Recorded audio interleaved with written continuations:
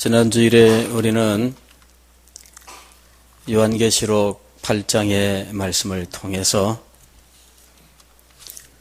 하나님 앞에 성도의 기도가 아름다운 향으로 올라간다는 사실에 대해서, 그리고 하나님께서는 그 기도를 주님의 거룩한 뜻을 이 땅에 이루는 일에 사용하신다 하는 사실을 함께 생각했습니다.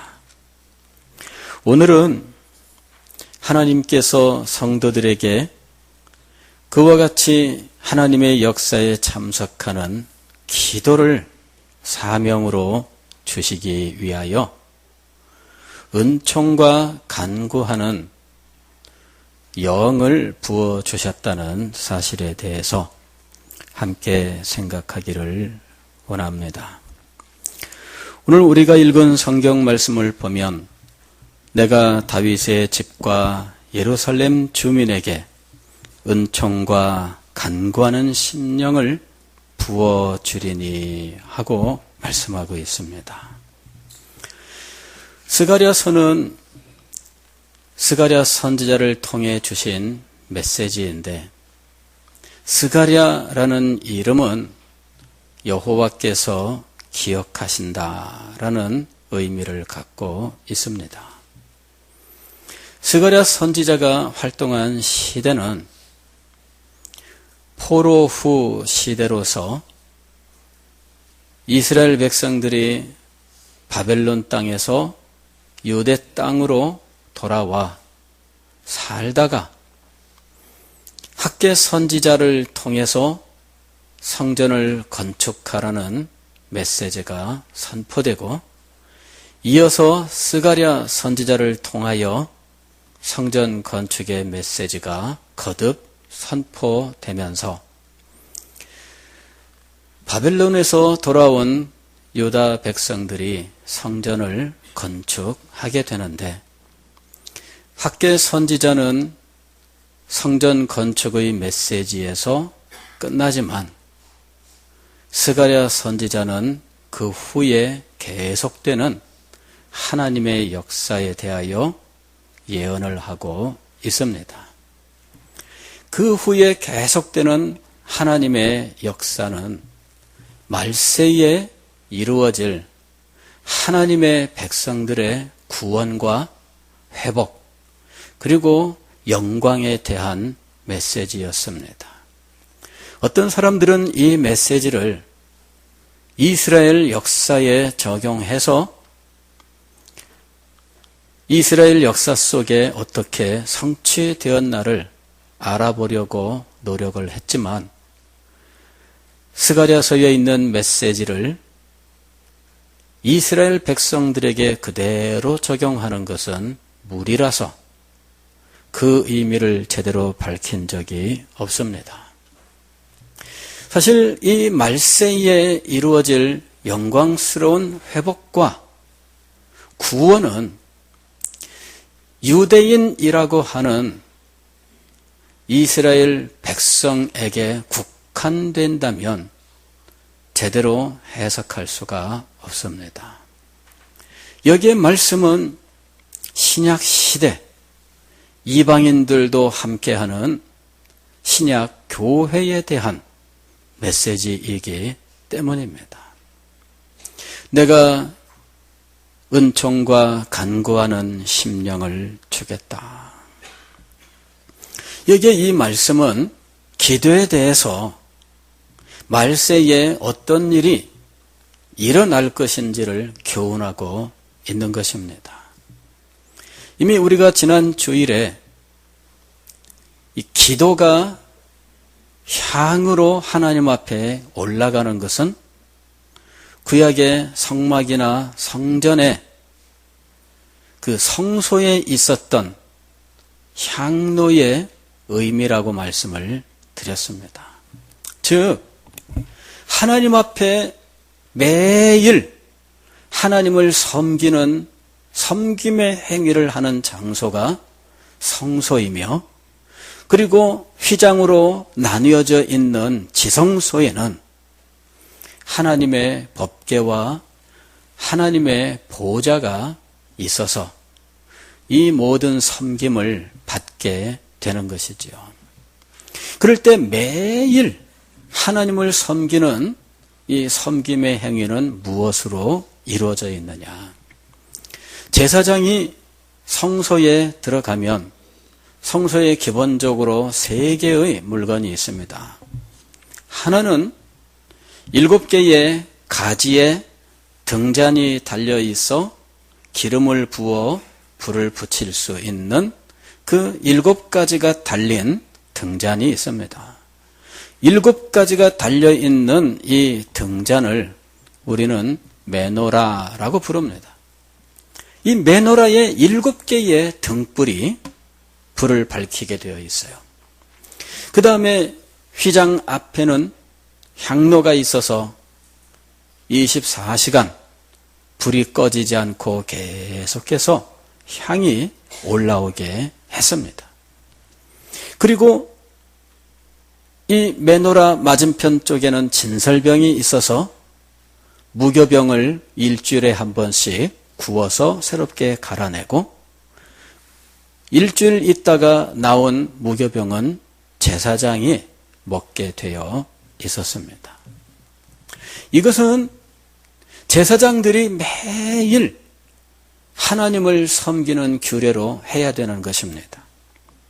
순번을 정하여 제사장이 성소에 들어가서 등잔 불을 밝히고 기름을 채워 넣고 향로에 불을 살피고 향을 채워 넣고 진설병을 일주일에 한 번씩 갈아내고 먹어야 하는 것이죠. 하나님을 섬기는 이 거룩한 일은 아무나 할 수 없습니다. 이것은 오직 제사장에게만 허락된 일입니다. 그런데 여러분, 여기에 향로는 성도들이 하나님 앞에 드리는 기도를 의미하였고 진설병은 하나님께서 주시는 생명의 말씀을 의미하는 것이었고 7개의 등잔이 있는 이 메노라는 성령의 조명, 성령의 불빛을 의미하는 겁니다.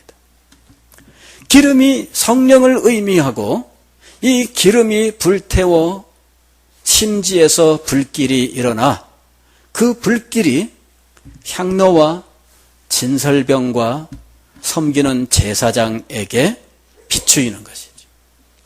그 불빛을 받아 제사장도 그 불빛으로 말미암아 성소에서 활동을 하고 그 불빛은 진설병과 향로에 비추이는 거예요. 자, 이것은 성도의 경건한 섬김을 의미하는 것입니다. 그가 하나님을 섬길 때 하나님께서 주신 은혜의 수단은 말씀과 기도입니다. 그리고 성령께서 말씀과 기도에 역사하시고 말씀과 기도를 사용하는 사람에게 역사하시는 거예요. 자, 이와 같은 영적인 의미가 구약시대 매일매일 성소에서 제사장이 섬김의 일을 하는 그 섬김의 의미였던 것이죠. 그런데 일반 백성들은 그 일을 할 수 없습니다. 제사장만 그 일을 할 수가 있었던 것이죠. 그런데 시대가 변했어요. 시대가 변해서 그리스도를 믿는 모든 사람들이 제사장이 되는 시대가 왔습니다. 사도 베드로는 그리스도인들을 향하여 너희는 왕같은 제사장이요 거룩한 백성이다. 택하신 족속이다. 이렇게 얘기를 했습니다. 다시 말씀을 드리면 신약 교회가 구약의 이스라엘 백성들에게 주었던 영광스러운 칭호를 그대로 받고 있다는 거예요. 그러면서 이 모든 백성들이 제사장이라는 이야기죠. 그러므로 신약 성도들은 누구나 다 제사장입니다. 제사장으로서 하나님을 섬겨야 하는데 하나님 앞에 아름다운 향으로 하나님을 섬겨야 됩니다. 이 향이 뭐라고요? 기도예요. 신약의 모든 성도들이 제사장처럼 진설병을 진열하고 진설병을 먹습니다. 다시 말씀을 드리면 하나님의 말씀을 먹고 하나님의 말씀을 전파하는 거예요. 신약의 모든 성도들은 하나님의 말씀을 먹고 하나님의 말씀을 전파하는 사람입니다. 그런데 이 모든 일은 성령의 은혜로운 역사 속에서 진행이 되는 거예요. 시대가 바뀌었습니다. 이 시대가 바뀌는 것에 대해서 구약의 선지자들을 통하여 하나님께서 여러 차례 말씀을 하셨는데 예레미야 선지자에게 주신 하나님의 말씀은 내가 새 언약을 주리니, 새 언약은 돌판에 새기지 않고 너희의 마음판에 새긴다라고 말씀을 하셔요. 무슨 말씀이냐 하면은 새로운 시대가 열리는데 돌판에 하나님의 언약이 기록되지 않고 마음판에 하나님의 언약이 기록되는 새 시대가 열린다는 것이지요. 돌판은 하나님께서 모세에게 돌에 새겨주신 십계명입니다. 그 십계명은 언약의 돌판으로서 법궤 안에 곱게 모셔 놓았던 거예요. 그러나 이제는 법궤도 없고 십계명을 새긴 언약의 돌도 없습니다. 역사 속에서 그것을 다시 찾는 것은 어리석은 일입니다. 어떤 사람들은 상상력을 동원해서 무슨 법궤를 찾고 무슨 돌판을 찾아서 모험을 하는 영화도 만들고 그렇게 하잖아요. 그런데 그것은 허망한 일입니다. 어떤 사람들은 소설을 써서 중세에 무슨 로마 교회가 무슨 기사단을 운영을 해가지고 무슨 성소에 있었던 이런 물건들을 지키고 그러는데 이런 식으로 상상력을 동원합니다. 그리고 마치 그것을 실화인 것처럼 토론하는 일도 있어요.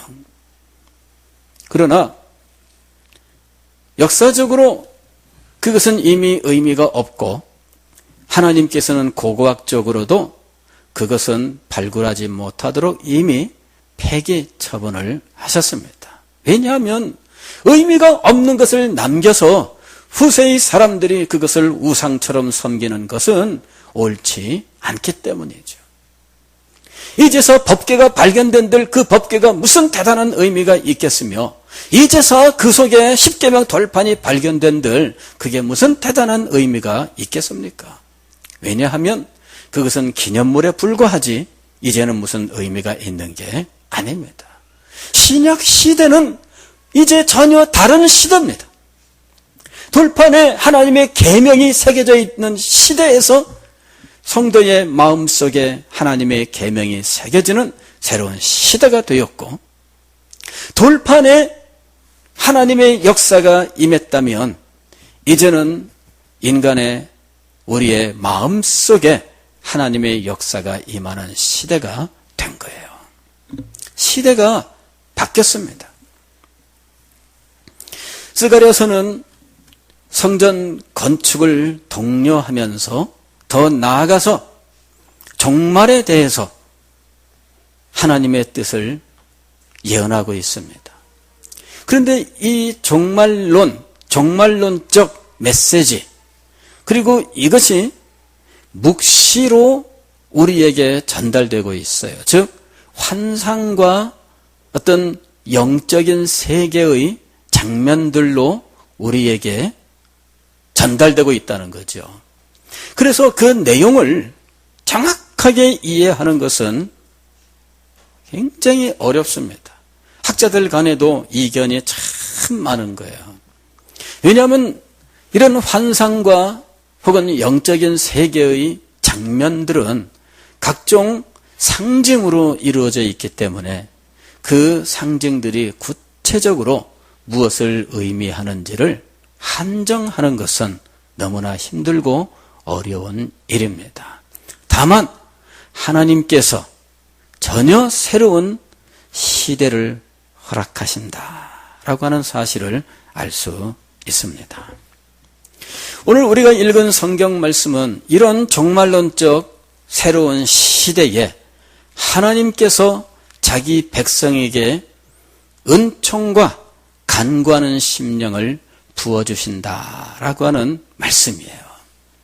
은총과 간구하는 심령, 이럴 때 이 심령은 우리의 영을, 마음의 상태를 의미하는 것으로 생각하기가 쉽지요. 그러나 여기 성경 원문은 심령으로 번역한 이 말은 일반적으로 영으로 번역하는 말과 똑같은 말입니다. 루아흐라고 하는 이 말로 되어 있는데 이것은 여러 가지 의미로 번역이 되는데 첫째는 바람, 혹은 호흡, 혹은 영혼, 혹은 성령, 이런 의미로 다양하게 사용되는 말입니다. 그래서 번역자가 이것을 성령으로 번역하지 않고 간구하는 이기 때문에 사람이 간구하는 것이다 이렇게 생각을 하고 간구하는 심령, 사람으로 번역을 한 거죠. 이렇게 해도 물론 그 의미를 따져가면 설명할 길이 있기는 있습니다만은 근본적으로는 여기에 이 말은 영입니다. 성령. 즉 간구하는 성령이란 뭐냐면은 성령이 하시는 일인데 기도와 관계된 성령의 사역을 의미하는 거예요. 성경을 보면은 성령께서 신약시대에 구약시대와 달리 역사하시는 일들을 말씀하고 있죠. 성령께서 우리에게 찾아오시고 성령께서 우리 속에 내주하시고 성령께서 우리 영으로 더불어 역사하시는데 우리의 영혼을 죽은 상태에서 다시 살아나게 하시는 중생의 역사를, 중생한 영혼이 자기의 죄를 깨닫고 고통스러워하며 그 죄를 회개하고 중생한 그 영혼이 예수 그리스도를 자신의 구주로 깨닫고 영접하는 자리에 나가게 합니다.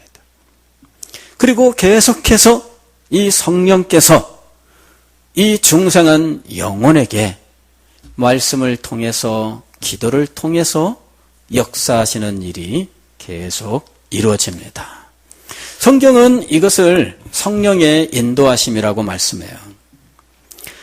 로마서 8장 14절 말씀을 보면 무릇 하나님의 영으로 인도함을 받는 그들은 곧 하나님의 아들이라 이렇게 말씀합니다. 하나님의 영으로 인도함을 받는 자들이 하나님의 자녀라는 것이죠. 그런데 이때 하나님의 영으로 인도함을 받는다 할 때 인도한다는 이 말은 무엇인가를 붙잡아서 끌고 가는 걸 말하는 거예요. 끌고 가는 거. 붙잡고 끌고 가는 거예요. 요 붙잡고 끌고 가는 성령의 사역은 어디에 이루어지느냐면은 우리의 마음속에서 이루어져요. 성령께서 우리의 마음을 붙잡아 끌고 가십니다.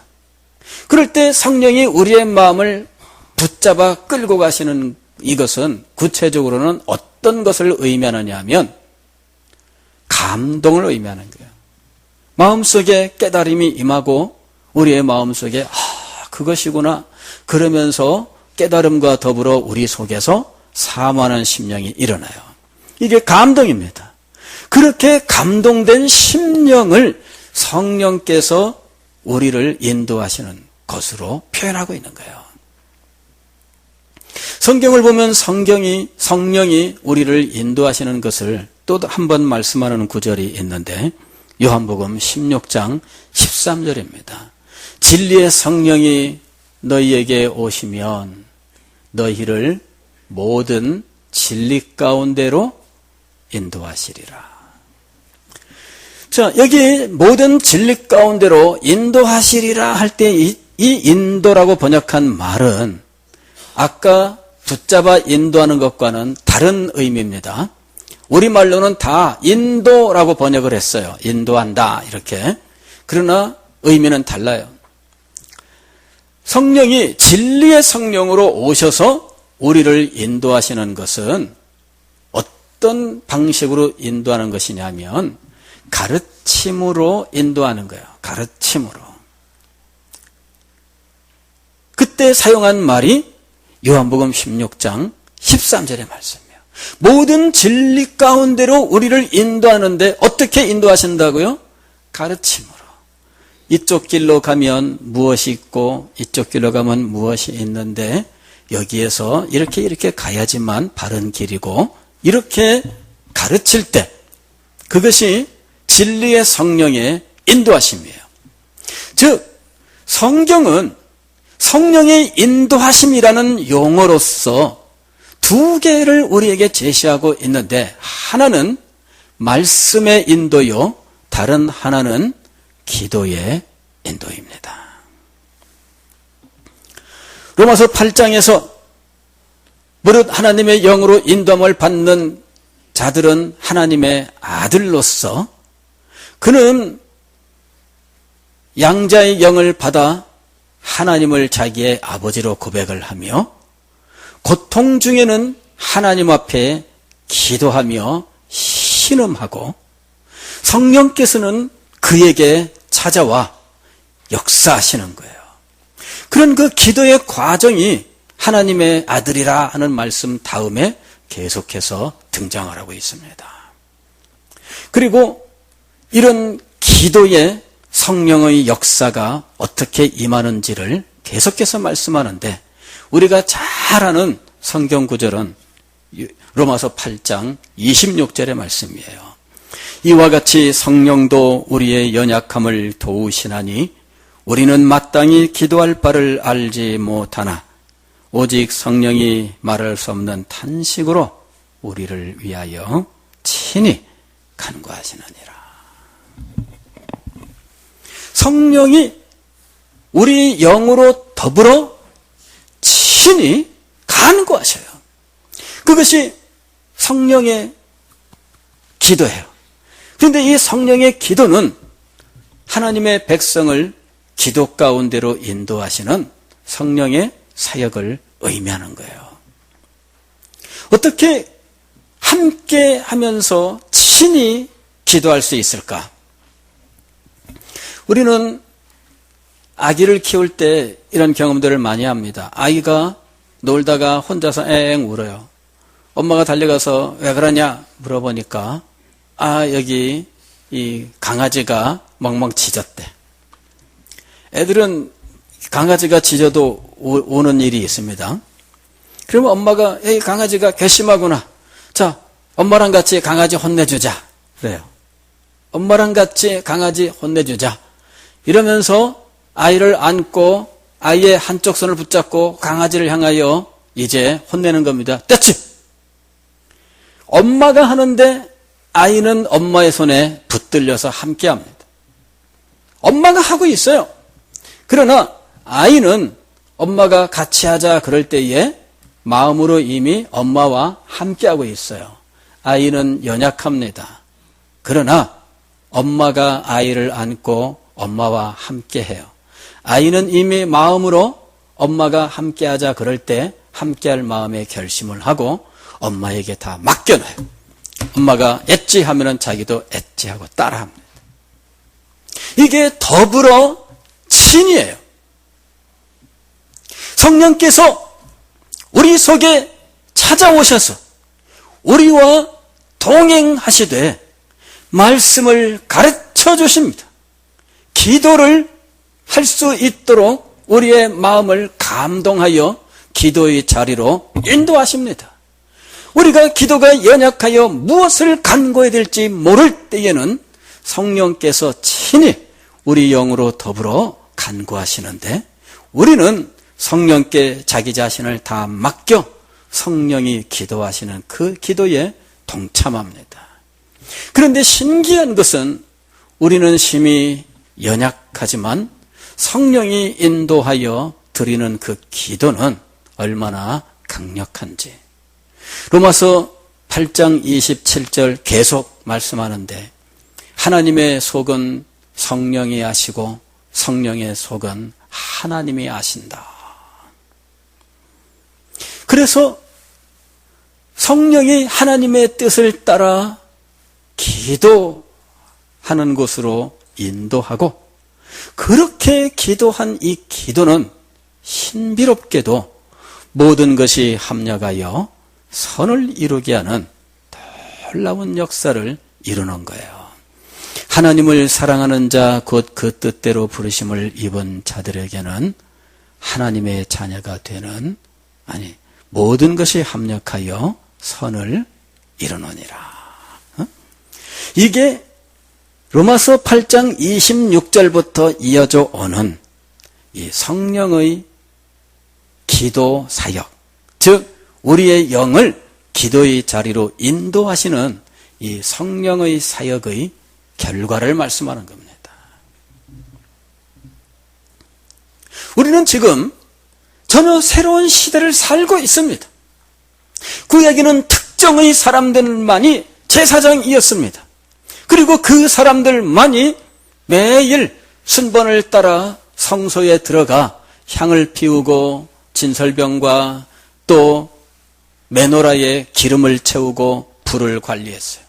하나님을 섬기는 이 일, 말씀과 기도와 성령의 조명의 역사가 이제 성소라고 하는 이 제한된 이 좁은 방에서 진행이 되었고 그 일은 선택받은 소수의 사람들만 감당할 수 있었습니다. 그리고 이스라엘에 수없이 많은 사람들이 있었지만 그러나 그들은 아무도 그 일을 행할 수가 없었습니다.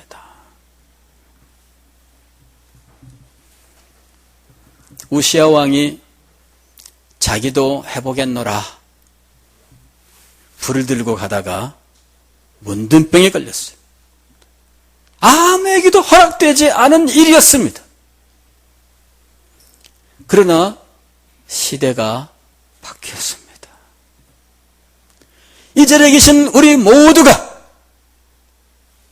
제사장이 되는 시대가 시작되었습니다. 이 자리에 계신 여러분 모두가 하나님 앞에 매일 나아가서 향불을 피우고 향을 채워놓고 향이 꺼지지 않고 하나님 앞에 올라가도록 해야 하는 사명을 받았습니다. 이 자리에 계신 여러분 모두가 하나님의 말씀을 먹고 하나님의 말씀을 전파해야 되는 사명을 받았습니다. 이것이 신약시대입니다. 문제는 이런 거룩한 사명을 하나님께서 자신에게 주셨다는 사실을 자각하지 못하거나 혹은 알면서도 이것이 마음에 깊이 새겨지지 않아서 그대로 행하지 못하는 사람들이지요. 문제는 바로 거기에 있습니다. 예전에 프랑스 파리에서 어떤 노숙자가 죽었는데 남은 게 구걸할 때 쓰던 바이올린과 돈을 받을 때 쓰던 모자였어요. 외국 나가면은 구걸하는 사람들을 많이 만날 수 있는데 이 사람들은 그냥 구걸하지 않습니다. 그냥 돈 주세요 이러는 사람은 정말 찾기 어렵고요. 하여튼 뭐든지 들고 나와서 자기도 뭔가를 사람에게 하고 대가를 달라고 해요. 근데 가장 많이 하는 게 뭐냐면은 이제 음악이죠. 기타 같은 거 들고 나온다든지 뭐 하여튼 기타 이런저런 악기를 들고 나오고 바이올린 들고 나와서 뭐 이렇게 그리고서는 이제 음악을 연주하고 있으면 사람들이 이렇게 지나가다가 뭐 동전 던지고 가든지 그 앞에서 노래가 끝날 때까지 가만히 감상하다가 뭐 놓고 가든지 뭐 이제 그러는 거예요. 우리나라는 참 외국과 너무 달라요. 그죠? 얼마 전 뉴스에 30년 동안 구걸하던 부부 이야기가 등장했습니다. 16억을 구걸을 했대. 구걸했는데 30년 동안에 16억을 벌었대요. 와, 세상에 깜짝 놀랐어요. 근데 남편이 12억을 가지고 도망갔대. 나중에 잡혔는데 결국은 이제 재산 분할을 시켜줬어요. 아내에게 4억을 돌려줘라. 이렇게 참 그 구걸도 이게 대단한 모양이에요. 예전에 서울에 충현교회가 현재 강남 역삼역 말고 퇴계로에 있을 때 퇴계로 그 길 퇴계로 오갑니까? 거기에 그 이렇게 비스듬하게 골목 들어가는 그 골목 안쪽에 바로 그 큰 길 가까이에 이제 충현교회가 이렇게 옛날 충현교회가 있었어요. 그 삼거리에 이제 구걸하는 사람이 있었어요. 근데 이 사람이 구걸 솜씨가 탁월해. 들리는 말로는 자녀들 다 유학 보냈대요. 구걸해서. 대단한 능력자입니다. 근데 이 사람이 사용하는 방법은 뭐냐면은 예배 전에 그곳에 시간 되면 탁 나와 있다가 사람들이 예배 지금 막 드리러 막 가고 있는데 눈에 보이긴 하겠어요. 빨리 지금 교회로 들어가야지. 근데 이 거지는 교인들을 다 알아. 그래가지고 김 장로님, 이 장로님 이름을 부르는 거예요. 직분까지 붙여서. 그러니 장로님을 계속 불러대는데 장로님이 그냥 갈 수 있나요? 예? 이래가지고 어떻게 그 많은 성도들 이름과 직분을 다 알아요? 그래가지고 피해갈 수가 없어. 지나가면은 그냥 지나갔다 하면은 이름 불러대는데 어떻게 하겠어요? 창피 안 당하려면 하다못해 뭐라도 빨리 주고 가야지. 야, 이 사람은 솜씨가 탁월합니다. 근데 얼마 전 뉴스에 나온 사람은 그 이상으로 탁월한 것 같아. 그죠? 16억 벌었다니까. 와, 대단해요. 근데 파리의 그 거지는 그만큼 못 벌었어요. 죽었는데 바이올린 남기고 모자 하나 남긴 거예요. 버릴까 하다가 그래도 악기상한테 보여주니까 악기상이 바이올린을 보더니 이거 심상치 않은데요. 전문가한테 감정 맡겨보세요. 전문가한테 가서 보여줬더니 전문가가 막 눈이 동그매져. 숨이 넘어가요. 이게 스트라디바리우스입니다. 막 넘어지는 거예요. 지금 돈으로는 얼마큼이냐? 1000만 달러입니다. 100억. 120억. 120억? 이렇게 되는 돈이에요. 그 개인이 살 수가 없습니다. 기업체가 좋은 일 한다, 이 홍보를 위해서 그 악기를 사요. 그리고 세계적인 연주자한테 임대를 주죠. 무료로. 무상 임대를 줘요. 당신이 사는 날 동안 사용해라. 이렇게 무상 임대를 합니다. 세계적인 연주자들이 뭔 돈이 있어서 120억짜리 바이올린을 가지고 다니겠어요? 그 기업체들이 홍보를 위해서 문화에 우리가 이렇게 기여하고 있다. 홍보를 위해서 사서 무상 임대하는 거예요. 근데 이거를 누가 가지고 있었다고요? 거지가. 이 거지가 그걸 가지고 얼마를 벌었을까? 매일 아무리 하루 종일 깽깽깽깽 거리고 있어도 글쎄 명품 옷 사 입을 만큼 돈이 나올까요? 안 나오죠. 그죠? 하루 세 끼 겨우 먹을 만큼 나올 거예요. 그 엄청난 것을 구걸하는 데 사용하여 매일매일 입에 풀칠하는 것에도 부족한 삶을 살았다는 거예요. 많이 사용하는 예화입니다.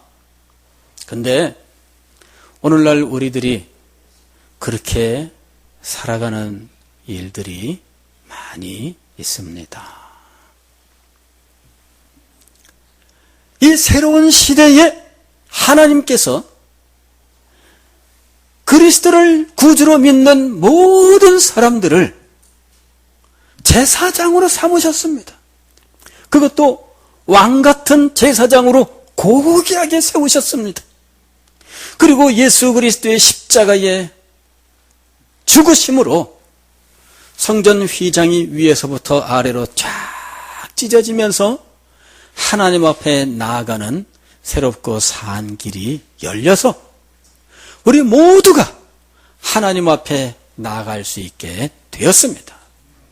그리고 우리 모두에게 구약시대에 그 누구도 누릴 수 없었던 정말 영광스러운 말씀이 주어졌고 그 놀라운 기도가 주어진 거예요. 그리고 단지 등잔의 기름과 불빛이 아닌 성령 자신이 우리들에게 부어지고 우리 속에 내주하시면서 역사하고 계시는데 우리를 모든 말씀 가운데로 우리를 또한 기도 가운데로 인도하시는 거예요. 얼마나 놀라운 시대에 우리가 하나님의 선택을 받고 부르심을 받았는지 얼마나 영광스러운지 모르겠습니다. 그러나 그것을 아랑곳하지 않는 사람들이 많습니다. 매일 하나님 앞에 향불을 피워 올려 그 향에 불이 꺼지지 않도록 기도 생활을 하고 있습니까? 기도 이야기만 나오면은 내가 기도하나 봐라 뭐 이렇게 결심하는 분은 없겠지만 아마 기도하기로 마음의 결심들은 하실 거예요. 문제는 마음에 머물고 만다는 거죠. 이거는 아까 그 엄청난 바이올린을 가지고 매일매일 돈 10,000원 그거 구걸하기 위해서 맨날 깽깽거리던 거지 같은 삶이 아니냐 이거죠. 그렇지 않아요? 그렇지 않습니까? 하나님께서 왜 이 시대에 우리에게 기도의 영을 부으셨을까? 왜 이 시대에 우리 모두를 제사장 삼아 하나님 앞에 나가게 하시고 날마다 하나님 앞에 기도의 삶을 살게 하셨을까? 주님께서 이 땅에 이루실 크고 영광스러운 계획을 가지고 계시기 때문입니다. 성도의 기도가 하나님 앞에 올라갈 때 그 기도는 다시 금향로에 담긴 제단 불로 이 땅에 쏟아지는 것입니다. 하나님이 이 땅에 행하실 일이 있습니다. 그리고 그 일은 너무나 놀라운 일입니다. 그 일에 우리들이 동참하도록 하나님께서 우리를 모두 제사장으로 부르신 겁니다. 할렐루야. 여러분, 우리가 주께 받은 이 신분이 얼마나 놀라운 것인지를 알아야 돼. 말이 제사장이지 구약의 제사장과는 비교가 안 됩니다. 스가랴서 12장 우리가 읽은 10절 이 앞에 보게 되면은 하나님께 주시는 축복이 나오는데 그 시대에는 모든 사람이 다윗보다 뛰어나다 이렇게 말씀하고 있습니다. 그 시대에는 모든 사람이 다윗보다 뛰어나다. 무슨 말씀이냐면은 신약시대에 우리 모두가 제사장이라고 하는 것은 단지 구약의 제사장을 이어가는 것이 아니라 구약의 제사장보다 더 탁월한, 구약의 제사장보다 더 뛰어난 특별한 존재가 되었다는 의미입니다. 구약의 선지자의 맥을 이은 세례 요한도 하나님의 나라에서 가장 작은 자보다 더 작다라고 말씀을 하셨습니다. 선지자의 세계에서도 신약 시대에 우리가 받은 말씀이 더욱더 탁월한 것처럼 신약 시대에 우리가 받은 이 기도의 사명과 능력도 그전보다 더욱더 탁월한 것입니다.